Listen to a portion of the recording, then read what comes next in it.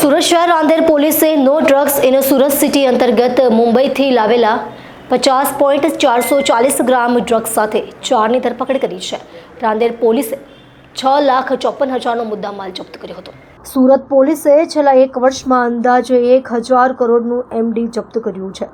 તે ડિલિવરી મુંબઈથી સુરત કરાઈ હતી।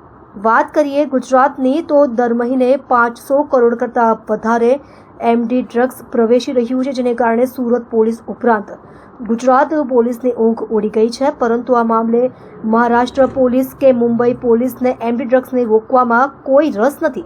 સુરતના જ ટોચના પોલીસ અધિકારીઓએ પોતાની ઓળખ છુપી રાખવાની શરતે જણાવ્યું હતું કે મુંબઈમાં રસ્તા વાટે કે પછી ટ્રેન વાટે એમડી ડ્રગ્સ બિંદાસ્ત આવી રહ્યું છે। મુંબઈમાં સંખ્યાબંધ વિસ્તારોમાં એમડી ડ્રગ્સનો ગૃહ ઉદ્યોગ ચાલી રહ્યો છે, પરંતુ મુંબઈ પોલીસ આ મામલે કોઈ કાર્યવાહી કરી રહી નથી। આથી ગુજરાતમાં સરળતાથી ડ્રગ્સ પ્રવેશી રહ્યું છે।